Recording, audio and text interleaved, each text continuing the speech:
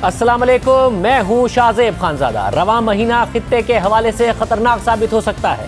अफगानिस्तान की बिगड़ती और बदलती सूरत हाल समेत खित्ते के दीगर मामलात ने पाकिस्तान को हाई अलर्ट कर दिया है और इस पूरे मामले पर आज पाकिस्तान की सियासी और अस्करी क़यादत सर जोड़ कर बैठी है। अफगानिस्तान और खित्ते की सूरत हाल पर पार्लिमान की कौमी सलामती कमेटी का आज हाई लेवल इन कैमरा इजलास हो रहा है, मगर हसास नौयत के इस इजलास में वज़ीर आज़म इमरान खान शरीक नहीं हुए, जबकि army chief general Qamar Javed Bajwa के साथ साथ सियासी क़यादत भी इस इजलास में शरीक है। और उनकी मौजूदगी में DGISI लेफ्टिनेंट जनरल फैज़ हमीद ने अफगानिस्तान समेत खित्ते की सूरत हाल पर ब्रीफिंग दी है। पाकिस्तान की सियासी और अस्करी क़यादत के दरमियान आज एक तवील मुशावरत देखने में आई है, जो गुज़िश्ता 7 घंटों से अब तक जारी है। हुकूमत की तरफ से इजलास में स्पीकर कौमी असम्बली असद कैसर, वज़ीर ख़ारजा शाह महमूद कुरैशी, वज़ीर दाखिला शेख रशीद अहमद और वज़ीर दिफा परवेज़ खटक समेत दीगर रहनुमा शरीक हुए हैं, जबकि अपोजिशन लीडर शहबाज शरीफ, पीपल्स पार्टी के चेयरमैन बिलावल भुट्टो और JUIF के मौलाना असद महमूद समेत दीगर रहनुमाओं ने शिरकत की है। इसके अलावा चेयरमैन सेनेट और चारों सूबों के वुज़राए आला भी इस इजलास में मौजूद हैं और इस इजलास में शिरकत से पहले तमाम सियासी और आला हुकूमती रहनुमाओं से मोबाइल फ़ोन ले लिए गए। आज बंद कमरे में ये पूरा इजलास हो रहा है। ब्रीफिंग के बाद आज अपोजिशन लीडर शहबाज शरीफ ने मीडिया से बात करते हुए कहा कि मौजूदा सूरत हाल पर जो ब्रीफिंग दी गई वो बहुत तफसीली थी। सर, अभी तक की ब्रीफिंग कैसी रही है? आपने क्या सवालात किए सर? देखिए, ये कैमरा में सारी गुफ्तगू हुई है, तो मैं तो वैसे सर आप ऐसे मुतमईन हैं? सर मुतमईन आप ब्रीफिंग बहुत अच्छी थी।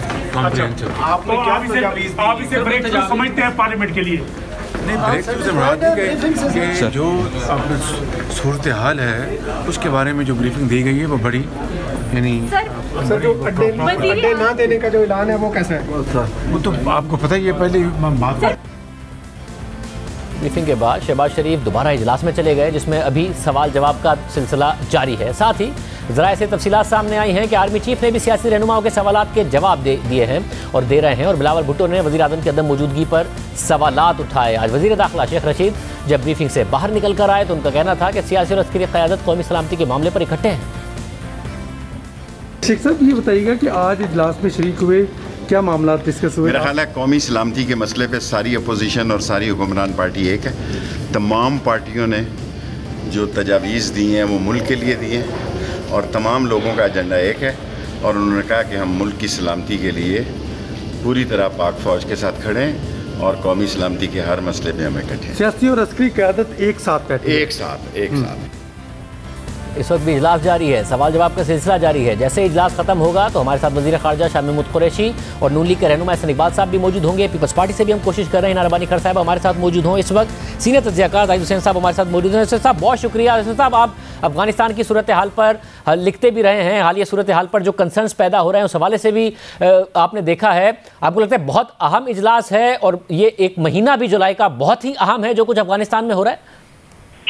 जी शायद बिल्कुल, ये जो पाकिस्तान के पूरे खित्ते में जो तब्दीली आ रही है और ख़ास तौर पर अफगानिस्तान के हवाले से पाकिस्तान के लिए बहुत चैलेंजेस बहुत ज़्यादा हैं, मल्टीपल चैलेंजेस हैं और उसमें जो है ज़रूरत इस बात की थी कि इनके जो ख़तरात हमें हैं उसके ऊपर किस तरह से सियासी जमातें हैं उनको बावर भी कराया जा सके और उनको मुत्तफ़िक़ भी करवाया जा सके। तो इस सियासी ब्रीफिंग तो बहुत अच्छी है और बहुत यानी एक लिहाज से अपोजिशन ने बहुत ही मैच्योरिटी का जो है सबूत दिया है कि वो इसमें आए हैं, क्योंकि ये एक ऐसा मसला है जो कि पूरे मुल्क के लिए है और कौमी सलामती से ताल्लुक़ है।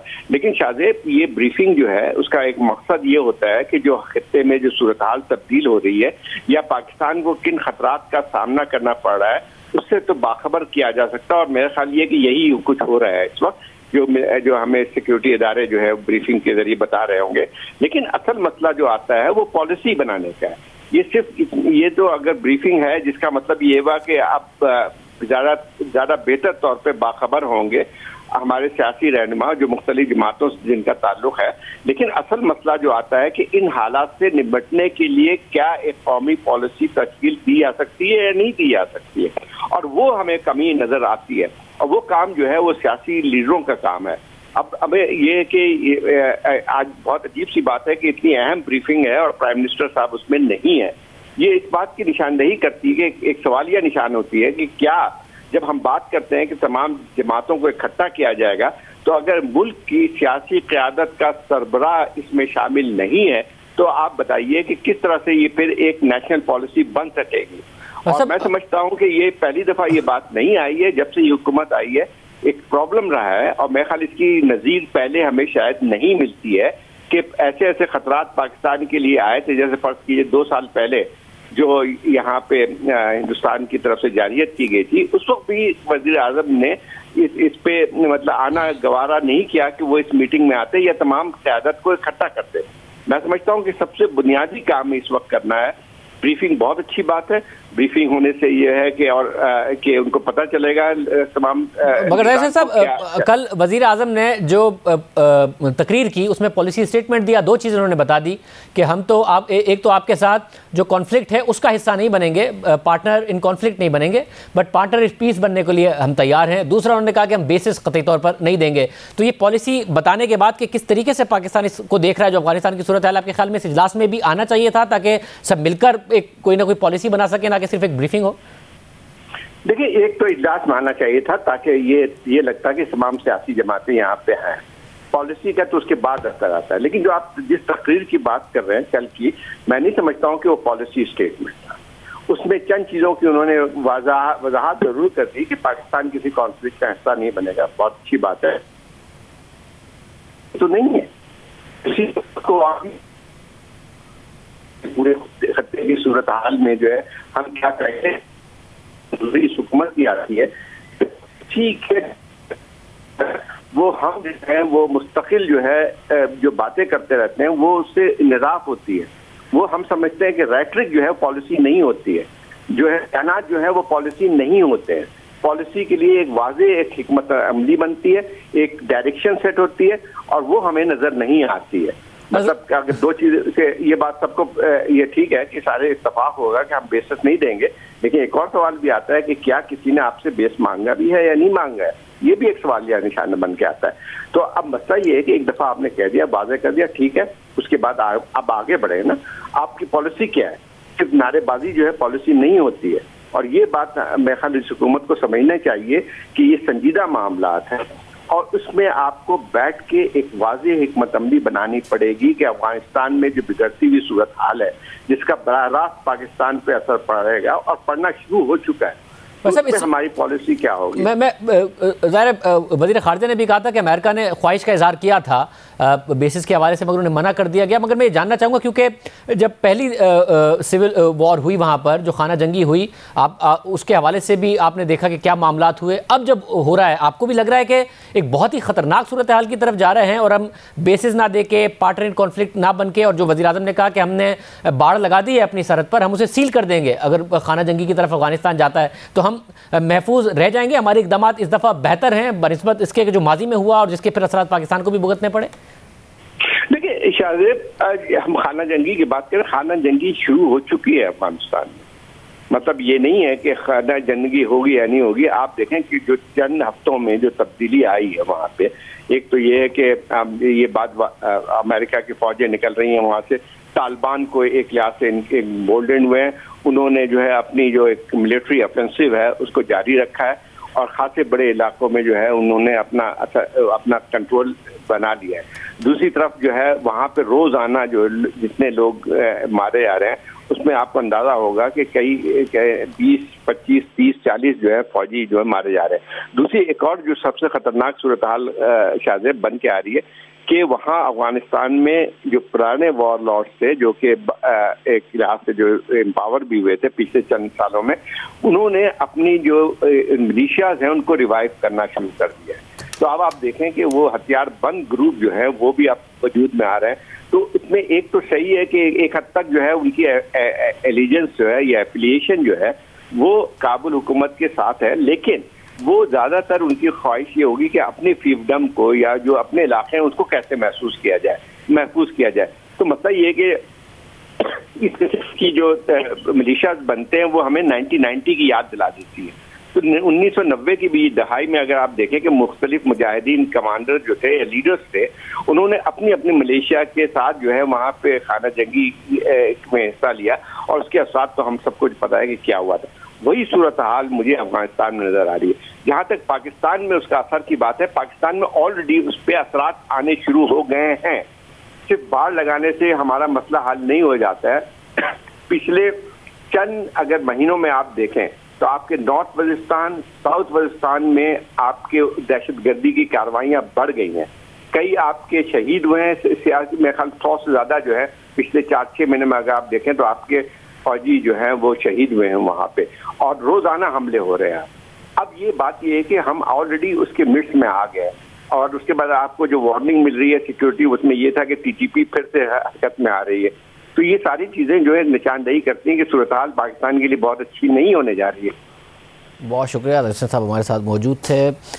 देखते हैं कि आज जो अपोजिशन की क़यादत है वो क्या मौक़िफ़ देती है, हुकूमत की क़यादत क्या मौक़िफ़ देती है। इस बात पर तनक़ीद ज़रूर हो रही है कि इतना अहम इजलास है, इतना वज़ीर आज़म ख़ुद बता रहे हैं कि ख़ित्ते की सूरत हाल बिगड़ने जा रही है, मगर वज़ीर आज़म इस इजलास में शरीक क्यों नहीं हैं, जबकि आर्मी चीफ़ हैं, DGI हैं, मुल्क की अपोजिशन क़यादत है, बिलावल भुट्टो ज़रदारी, शहबाज शरीफ साहब और दीगर रहनुमा खुद बज़ात खुद इस इजलास में मौजूद हैं। प्रोग्राम ब्रेक शामिल करते हैं। जैसे इजलास ख़त्म होता है हम हुकूमती और अपोजिशन रहनुमा का मौक़िफ़ भी आपके सामने रखेंगे। साथ ही इस वक्त गैस का और बिजली का शदीद बहरान है मुल्क में, और हुकूमत ये जिम्मेदारी एंग्रो कंपनी पर डाल रही है कि उनकी वजह से ये सारा का सारा मामला हुआ है। हमने मुसलसल कोशिश की है गुज़िश्ता दिनों के एंग्रो का मौक़िफ़ भी आया है, हुकूमत का मौक़िफ़ बार बार आपके सामने रखा है। फाइनली एंग्रो के सदर और chief executive officer Ghiyas Khan साहब हमारे साथ मौजूद होंगे, उनसे बात करेंगे ब्रेक के बाद।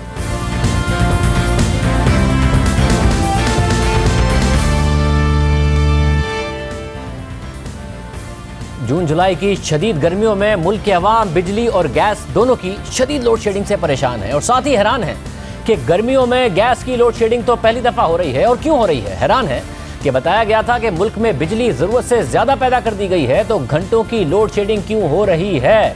इंडस्ट्री, CNG स्टेशन, यहाँ तक कि खैबर पख्तूनख्वा और कराची के बाज़ इलाकों में घरों में गैस बंद है या फिर प्रेशर कम है। हुकूमत इस सब की जिम्मेदारी एक कंपनी पर डाल रही है जिसका नाम एग्रो LNG है, और जो LNG का टर्मिनल ऑपरेट करती है, और मुआहदे के तहत इस टर्मिनल पर लगे फ्लोटिंग स्टोरेज रीगैसिफिकेशन यूनिट यानी FSRU को 15 साल में 2 दफ़ा ड्राई डॉकिंग या कह लीजिए कि मेंटेनेंस के लिए जाना है। मगर मुआहदे के तहत ही एग्रो LNG इस बात की पाबंद है कि 1 साल पहले इस बारे में हुकूमत को आगाह करेगी। हुकूमत का कहना है कि एग्रो ने 1 साल पहले नहीं बताया, फिर जो मामला SSGC में मैनेजरियल लेवल पर तय हो जाना था वो एनर्जी और पेट्रोलियम मिनिस्ट्री तक पहुंचा, फिर कैबिनेट कमेटी ऑन एनर्जी तक पहुंचा, यहाँ तक कि वज़ीर आज़म तक पहुंच गया। फिर यहाँ तक की खबरें आई कि कैबिनेट कमेटी ऑन एनर्जी ने इसे हुकूमत के खिलाफ साजिश करार दिया है, और इस कमेटी के इजलास में वफाकी वज़ीर अली ज़ैदी ने एग्रो के खिलाफ कार्रवाई का मुतालबा किया है।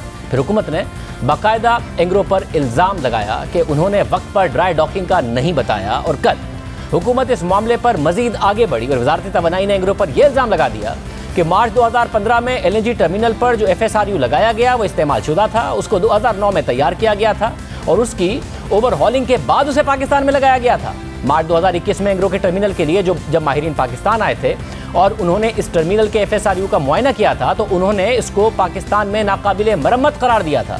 असल नुकसान नए टर्मिनल पर पुराना FSRU लगाने से हुआ, जिसे अब 7 दिन के लिए बंद करना पड़ रहा है। हम आपको बता दें कि LNG के 2 फ्लोटिंग स्टोरेज रीगैसिफिकेशन यूनिट हैं, उनमें से एक यूनिट एग्रो के पास है, जहां कतर से लॉन्ग टर्म मुआहदों के तहत LNG के 6 कार्गो आते हैं, यानी ये टर्मिनल पूरा साल बिजी रहता है। मुआहदे के तहत एग्रो प्लांट की हर 5 साल बाद सफाई होनी है, और कंपनी को सफाई के लिए 1 साल पहले हुकूमत को बताना होता है।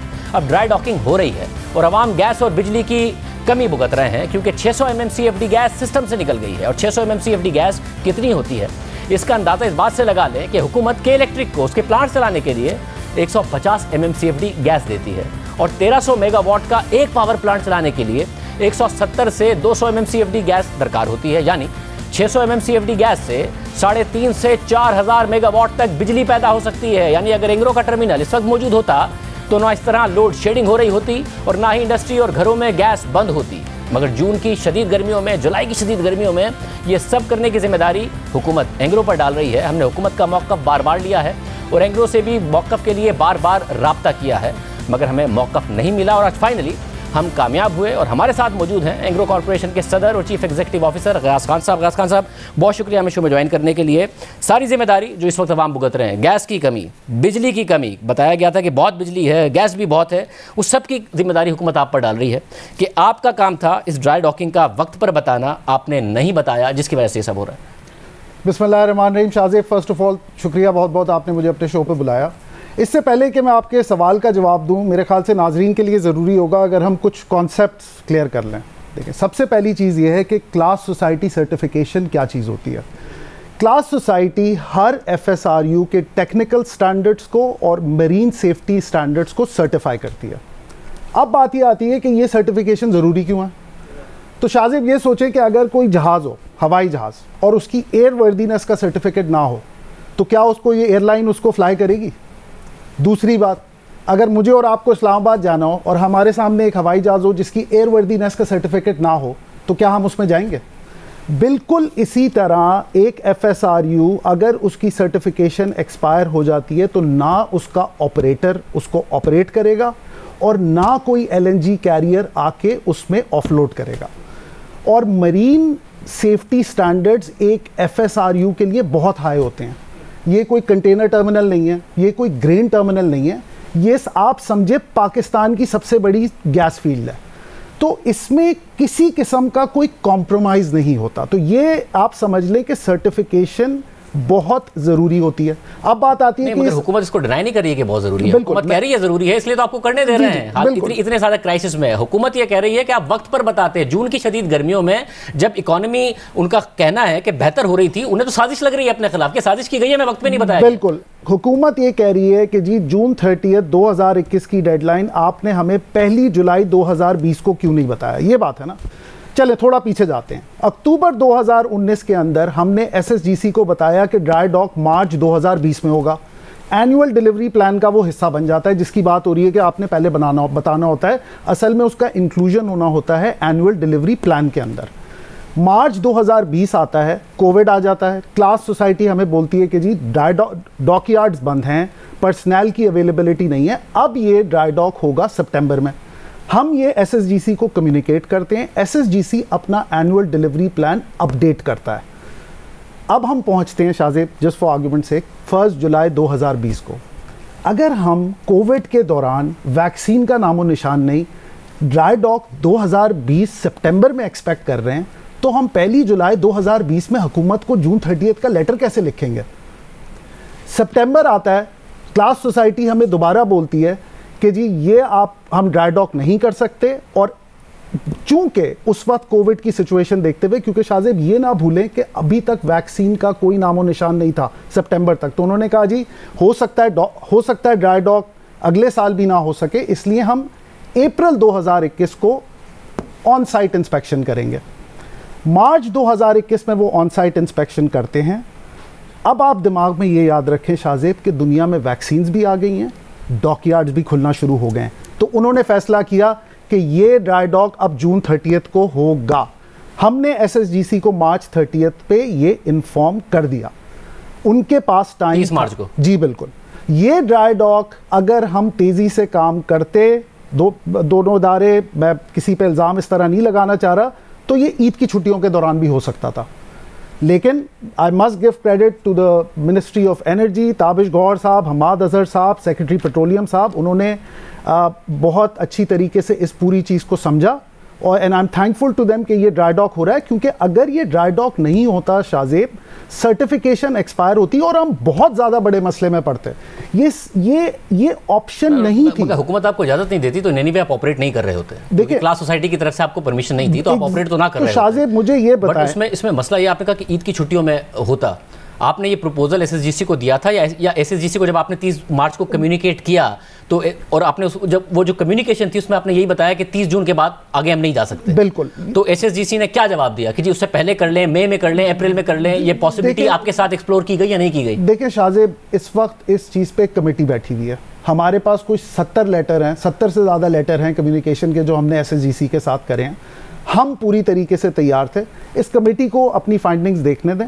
लेकिन मैं जो सिर्फ वाहिद पॉइंट आपको ये कहना चाह रहा हूँ कि आप खुद इमेजिन करें, अगर हम ड्राई डॉक सितंबर 2020 में एक्सपेक्ट कर रहे हैं, एनुअल डिलीवरी प्लान में वो गया हुआ है, हुकूमत हमसे ये कैसे कह सकती है कि जी आपको 30 जून का ड्राई डॉक 1 जुलाई 2020 को बताना चाहिए था?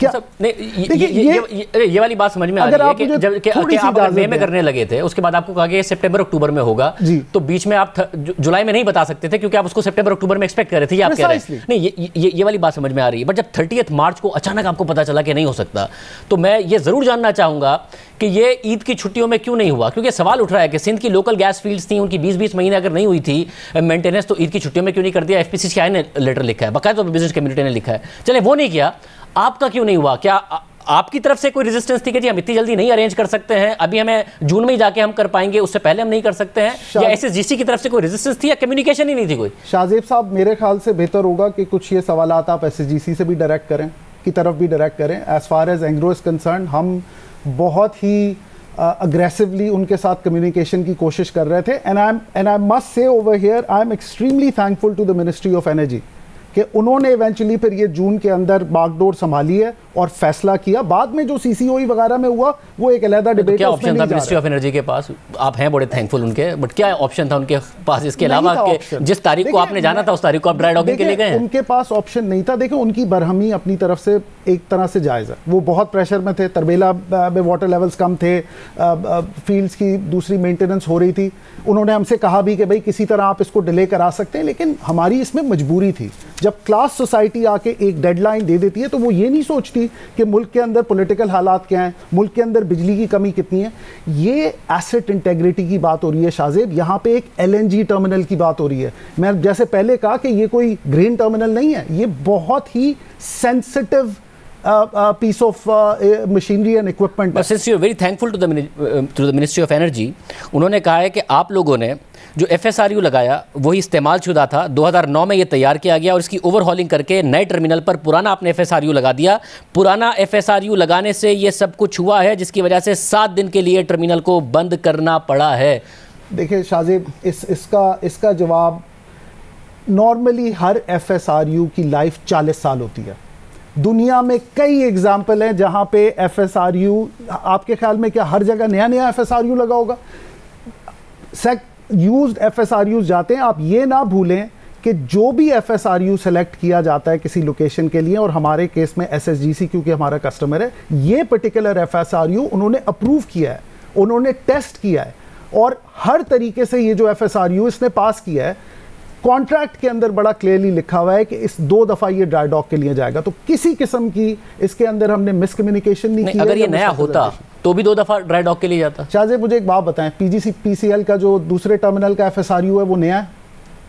वो बिल्कुल नया है। उसकी कैपेसिटी यूटिलाइजेशन कितनी है? 70%। हमारे FSRU की कैपेसिटी यूटिलाइजेशन कितनी है? 98%। वो तो ज़ाहिर आपके, क्योंकि कतर के जो 6 कार्गोज आते हैं उसकी वजह से आपकी 100% उस पर स्पॉट कार्गोज भी आते हैं। मैं उस वाले पर आ रहा हूँ, वो एक अलग नुकता है। मगर मैं जानना चाह रहा हूँ, नया होता तो भी जाता, क्योंकि मिनिस्ट्री ने कहा है क्योंकि ये पुराना है मरम्मत वाला, इसलिए हमें जाना पड़ा, ओवरऑल हुआ है। तो क्या अगर नया होता तब भी 15 साल में 2 दफ़ा के लिए जाना पड़ता है? कोई भी ऐसी चीज़ इसमें नहीं कही गई है जो कि कॉन्ट्रैक्चुअली अग्रीड ना हो SSGC के साथ।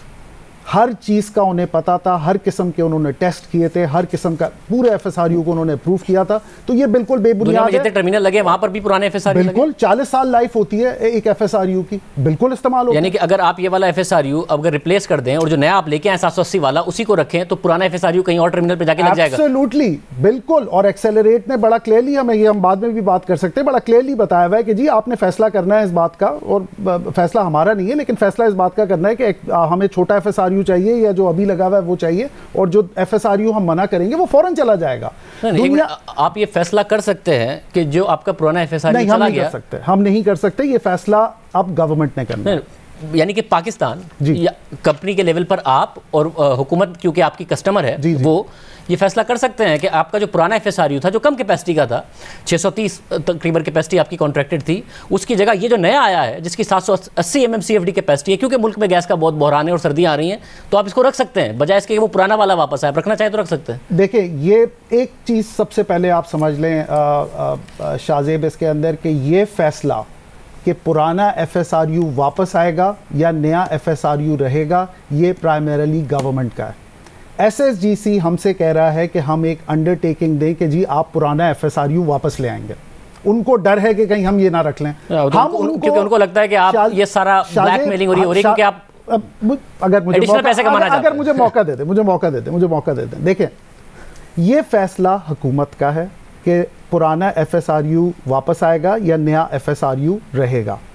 इसकी अंडरटेकिंग हम SSGC को दे देंगे क्योंकि हम ये फैसला नहीं करना चाह रहे। उन्होंने आपसे ऑफिशियली मांगी है अंडरटेकिंग? ये जो डिस्कशंस हो रहे हैं उसके अंदर उन्होंने कहा है, क्योंकि मेरे लेवल पर कंफ्यूजन और आवाम भी कंफ्यूज होगी कि एक ऐसा मुल्क जिसमें गैस की कमी है जी, उसमें अगर 780 MMCFD का FSRU आ रहा है, यानी कि ज़्यादा आप LNG लेके आ सकते हैं, तो उसको लिए गारंटी क्यों मांग रहा है आपसे SSGC कि भाई आप पुराना वाला वापस लेके आएंगे? इसमें मसला क्या है? क्या उन्हें आप पे शक है या कोई और मसला? क्योंकि थर्ड पार्टी एक्सेस के लिए तो ये कहते रहे कि जी हमें चाहिए और हमें ज़्यादा कैपेसिटी चाहिए, हमें तो और टर्मिनल लगाने की जरूरत है। शाहजेब एक चीज़, या पैसे ज़्यादा मांग रहे हैं? नहीं, एक मिनट, अभी तक कमर्शियल नेगोशिएशन इसकी शुरू भी नहीं हुई है। एक चीज़ हम प्रिंसिपल पहले तय कर लें, फिर मैं आपके सवाल का जवाब दूंगा। इस प्रिंसिपल पे मैं और आप अब एग्री कर लें कि ये फैसला गवर्नमेंट का है। आप एग्रीड हैं इस बात पे या नहीं? जाहिर है, क्योंकि गवर्नमेंट ने आपसे कैपेसिटी कॉन्ट्रैक्ट करनी है ना। 630 की है, अगर 630 से ऊपर 780 पे जाना है, प्राइवेट सेक्टर लेगा, गवर्नमेंट लेगी, जो भी होगा गवर्नमेंट से आपका मुआवजा तय होगा, उन्हीं की पाइपलाइन आपने तो ये मैं और आप एग्री करते हैं कि ये फैसला गवर्नमेंट का है, ठीक है जी? ये अकेले हम तो नहीं फोर्स कर सकते ना, हम एक कंपनी है, निजी कंपनी है, वो जाके गवर्नमेंट को कैसे फोर्स करे? अगर आप एंग्रो की पोजीशन पूछना चाह रहे हैं तो हमारे ख्याल से बड़े FSRU को पाकिस्तान में रुकना चाहिए। क्यों रुकना चाहिए? हम पिछले 2 साल से गवर्नमेंट के साथ लगे हुए हैं कि third party access rules finalise हों और हम बड़ा जहाज लेके आए, क्योंकि हम ऑब्वियसली मुल्क के अंदर LNG की शॉर्टेज है। और आप मुझे ये बताएं कि अगले विंटर्स के लिए और मोस्ट लाइकली अगले साल के विंटर्स के लिए क्या सोल्यूशन है हमारे पास?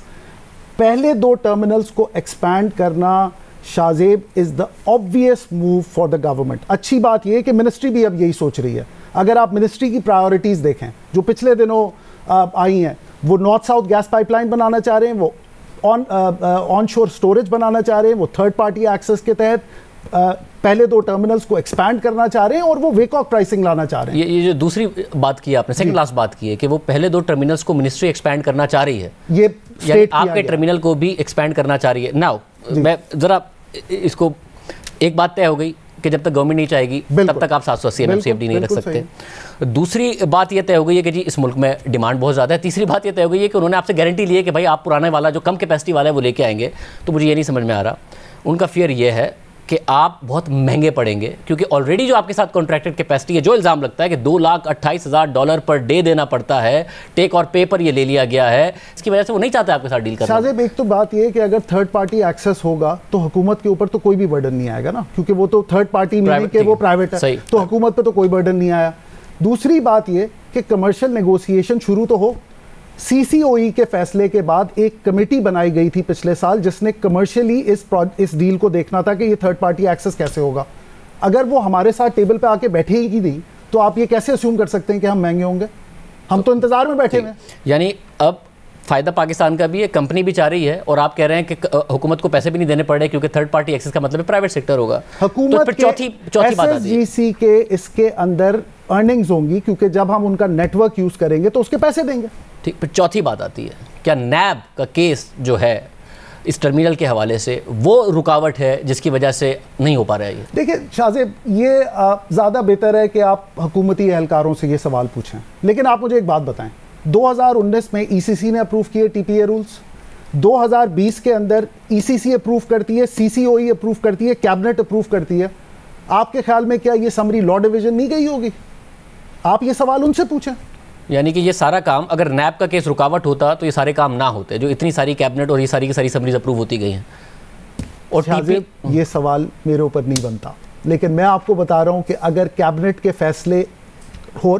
का फैसला हो रहा है पहले टर्मिनल के ऊपर जिसकी इन्वेस्टिगेशन को का पूरे पाकिस्तान को पता है, तो क्या वो लॉ डिवीजन से नहीं पूछेंगे? मैं फिर आपसे जो सवाल बनता है मैं वो पूछ लेता हूं कि अगर मसला नहीं है तो क्योंकि केस आपके ऊपर भी है तो आपको कोई खौफ नहीं है। आप कह रहे हैं कि जी हुकूमत हमें कहेगी हम 780 रखने को तैयार हैं, हमें कोई नैब के केस का और कोई मसला नहीं है।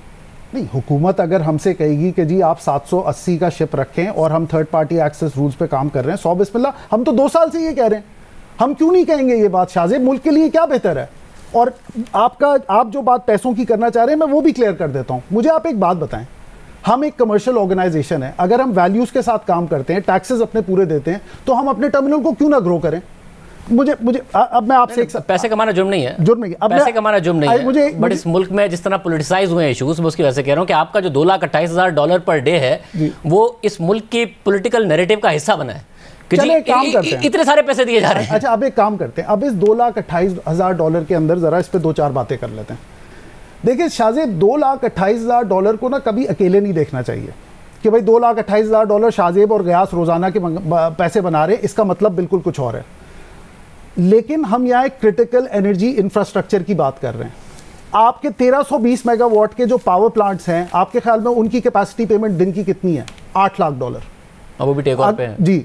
आपके जो फर्नेस ऑयल के पावर प्लांट्स हैं उनकी तकरीबन कुछ जो बड़े पावर प्लांट्स हैं उनकी कैपेसिटी पेमेंट कितनी है? तकरीबन कोई $6 लाख। देखें, कैपेसिटी पेमेंट एनर्जी इंफ्रास्ट्रक्चर की इन्हीं नंबर्स के आसपास होती है। सबसे पहली बात तो ये। दूसरी बात ये जो कि ज़्यादा ज़रूरी है कि कैपेसिटी यूटिलाइजेशन कितनी है, कि ये जो कैपेसिटी पेमेंट हो रही है ये इस्तेमाल कितनी हो रही है। एंग्रो के केस में ये 98% है। फर्नेस ऑयल प्लांट्स के केसेस में पता है ये कितनी है शाहजेब? 0 से 5% या 10%। दूसरे LNG टर्मिनल की कैपेसिटी यूटिलाइजेशन कितनी है? 70%। इंपोर्टेड कोल पे जो पावर प्लांट चल रहे हैं उनकी कैपेसिटी यूटिलाइजेशन कितनी है? 80%। $2,28,000 तो दिए जा रहे हैं लेकिन कैपेसिटी यूटिलाइजेशन 98% है।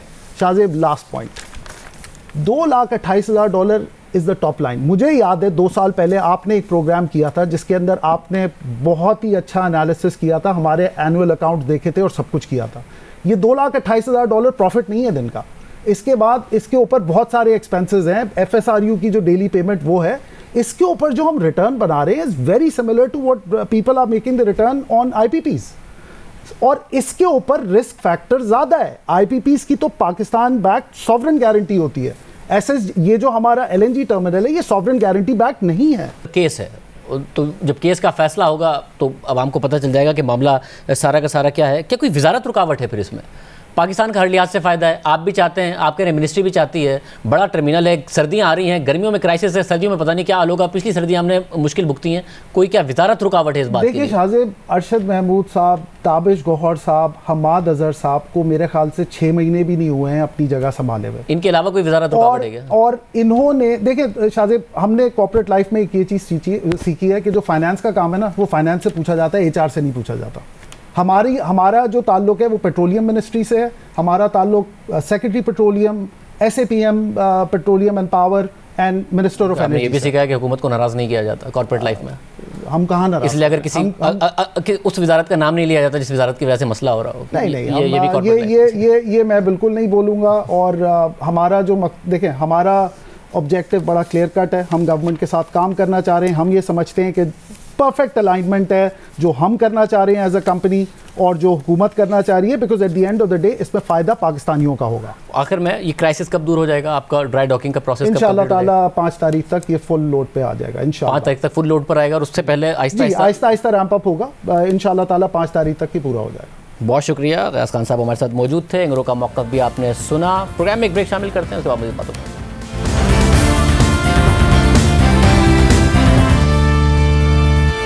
FBR ने गुज़िश्ता माली साल में 18% इजाफे के साथ 4,725 अरब रुपए का टैक्स इकट्ठा किया है। यह टैक्स तवक्कात से ज़्यादा, लेकिन 4,963 अरब रुपए के इब्तिदाई टैक्स टारगेट से 238 अरब रुपए कम है, मगर 4,700 अरब के रिवाइज टारगेट को अबूर कर लिया गया है। और याद रहे कि 4,963 अरब रुपए का टारगेट महज 2.1% GDP की तरक्की के साथ रखा गया था, मगर अब हुकूमत खुद तवक्को कर रही है कि GDP तरक्की 4% होगी, मगर टैक्स फिर भी ओरिजिनल टारगेट से कम इकट्ठा हुआ है। लेकिन फिर भी टैक्स कलेक्शन में 18% इजाफा हुकूमत के पहले 2 साल की टैक्स इकट्ठा करने की कारकर्दगी से बेहतर है, क्योंकि पहले 2 सालों में ना हुकूमत कोई टारगेट पूरा कर पाई और ना ही गुज़िश्ता हुकूमत के छोड़े गए टैक्स महसूलात में इजाफा कर पाई थी। अब हुकूमत को एतमाद है कि वो अगले साल 5,800 अरब रुपए का टैक्स इकट्ठा करेगी, जो मौजूदा टारगेट के मुकाबले में 23% ज़्यादा होगा। दूसरी जानिब आज मुशीर तिजारत अब्दुल रज़ाक दाऊद ने ट्वीट किया कि हमारे एक्सपोर्टर्स ने कर दिखाया। मुझे ये कहते हुए इंतहाई खुशी है कि माली साल 2020-21 में हमारी बरामदात 25.3 अरब डॉलर्स रहीं। ये पाकिस्तान की तारीख में सबसे ज़्यादा होने वाली बरामदात हैं। इससे पहले सबसे ज़्यादा बरामदात 2013-14 में 25.1 अरब डॉलर्स की थी। एक और ट्वीटमेंट का कहना था कि जून 2021 में हमारी बरामदात 2.7 अरब डॉलर्स रहीं, जो हमारी तारीख में किसी भी महीने में होने वाली सबसे ज़्यादा बरामदात है। इससे पहले सितंबर 2013 में 2.6 अरब डॉलर्स की सबसे ज़्यादा बरामदात की गई थी। ये बात अहम है कि मई के महीने में बरामदात 1.65 अरब डॉलर्स रही थी और 25.3 अरब डॉलर्स की सालाना बरामदात का मतलब है कि माहाना औसतन 2.1 अरब डॉलर्स की बरामदात हुई हैं। उम्मीद है अगले साल इसमें बेहतरी आएगी। याद दीजिए, अल्लाह हाफ़िज़।